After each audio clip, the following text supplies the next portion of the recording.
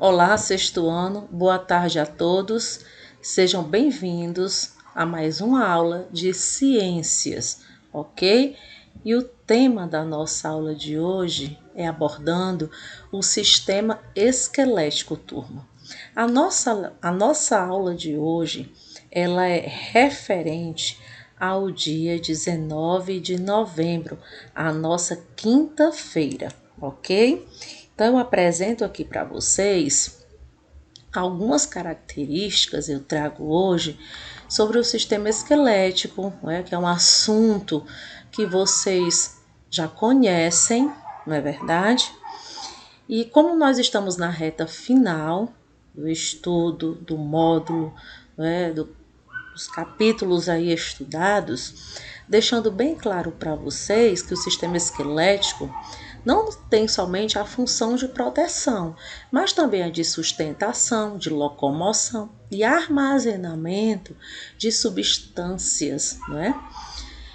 E essas substâncias, elas são produzidas no próprio corpo, né, do indivíduo.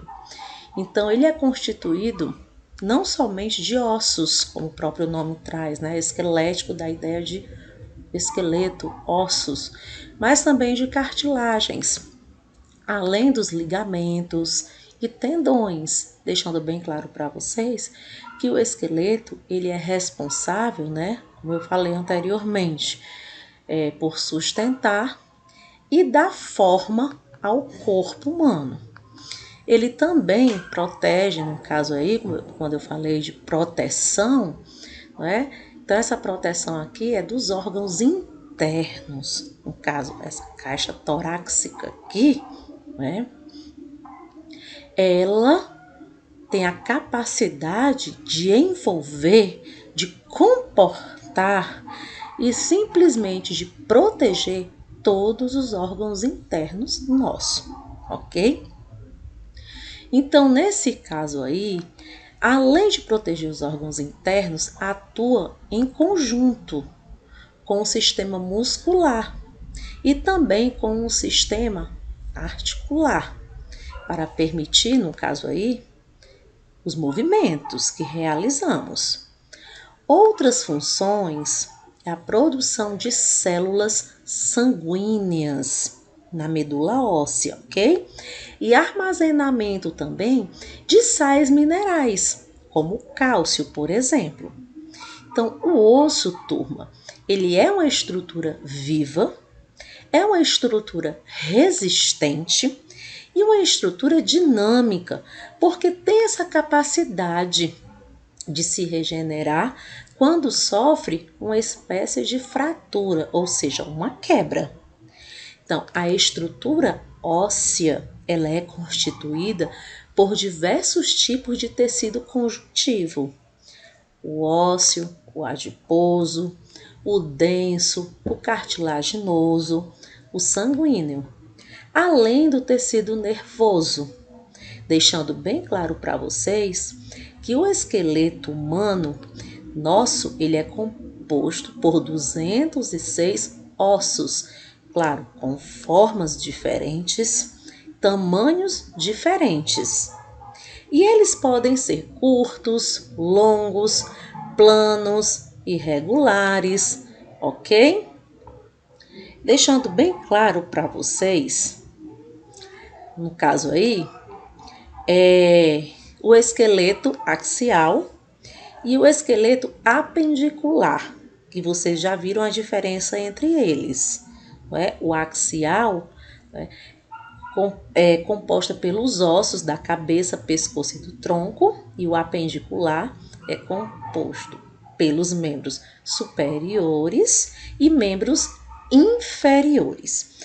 Então, para início aqui, vamos verificar e retomar o esqueleto axial. Eles estão na parte central do corpo ou próximo da linha média, que é o eixo vertical do corpo humano. Os ossos que compõem essa parte do esqueleto axial são, deixando bem claro para vocês, a cabeça, tá bom? A coluna vertebral, o tórax, certo? E a cabeça, ela é formada por 22 ossos, 14 da face e 8 da caixa craniana. E há ainda 6 ossos que compõem o ouvido interno. O crânio é extremamente resistente. Seus ossos são intimamente ligados e sem movimentos. Ele é responsável em proteger o cérebro, além de possuir os órgãos do sentido. Outra coisa, a coluna. A coluna é formada por vértebras, deixando bem claro, e essas vértebras elas são ligadas entre si pelas articulações, o que torna a coluna bem flexível. Possui curvaturas, sim, que ajudam a equilibrar o corpo e amortecem aí choques durante alguns movimentos. Nós temos o tórax, que é constituído por 12 pares de costelas ligadas umas às outras pelos músculos intercostais. Então, são ossos chatos e encurvados que se movimentam durante o processo de respiração. E as nossas costelas são ligadas às vértebras torácicas, claro, na sua parte posterior. O esqueleto apendicular inclui os apêndices do corpo. Eles correspondem aos ossos dos membros, como eu citei aqui e está aqui, bem aqui visível para vocês, tanto superiores quanto inferiores. Além disso, o esqueleto apendicular possui, no caso aí, turma, os ossos que os ligam ao esqueleto axial, né? As chamadas cinturas escapular, no caso aí, cintura pélvica também. Além de ligamentos, juntas e articulações. Com relação às fraturas, podem acontecer também por estresse, quando pequenas pressões atuam repetidamente em um determinado local. Outra situação que pode acontecer aí, ou então causar quebra do osso, né, é por doença, como é o caso da osteoporose, condição em que o osso ele perde o cálcio, certo? E vai perdendo esse cálcio aí para o sangue. E na superfície do local em que ocorreu a quebra, a fratura desse osso, é formado um coágulo de sangue. Então morrem células e a matriz óssea ela é destruída. Então uma intensa vascularização vai tomar conta daquele local e a proliferação de células precursoras aí das células ósseas, originando um tecido reparador, no caso, nessa região, é formado aí, né, é uma espécie de calo ósseo.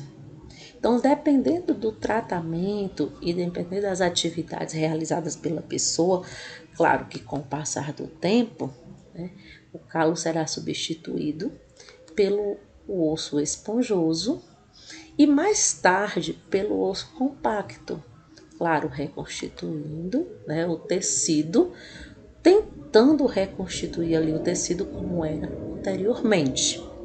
Então, as fraturas, elas podem ser definidas como uma interrupção da continuidade do osso.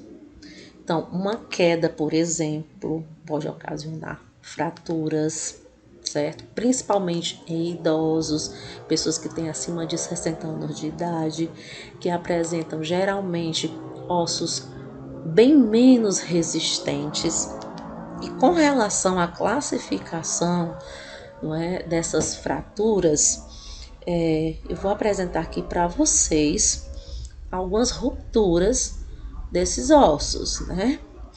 Então, A classificação mais comum é a que delimita, no caso aí, as fraturas expostas, são as mais comuns, e fraturas fechadas, são as mais comuns.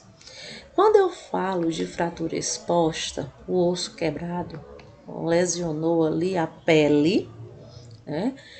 E está exposto ali ao ambiente. A fratura fechada, a pele fica intacta, ou seja, o osso não fica exposto ao ambiente. Esse tipo de fratura não é identificado de forma fácil, uma vez que não há exposição do osso. Entretanto, no caso aí, alguns sinais podem indicar a sua ocorrência, como dor no osso ou nas articulações no local, dificultando aí o movimento desse osso na área afetada. Vai aparecer o inchaço, a pele ficará roxeada, acontecerá o chamado formigamento e o adormecimento da região. Nós temos também as fraturas traumáticas, né, que ocorrem por causa da aplicação de uma força maior, que é a resistência do osso, e elas ocorrem como consequência de grandes impactos, como uma queda, e fratura por estresse, que são ocasionadas por uma sobrecarga, né, constante sobre os ossos em virtude de atividades de grande intensidade. Então, é comum em atletas, dançarinos e militares, ok? Então, turma, já foi um assunto visto, né, anteriormente, e hoje eu estou retomando esse assunto, né, porque será assunto de prova. Para vocês que me assistiram, eu deixo aqui registrado um grandioso abraço meu, da professora Sádiva, e até, turma, o nosso próximo encontro, ok?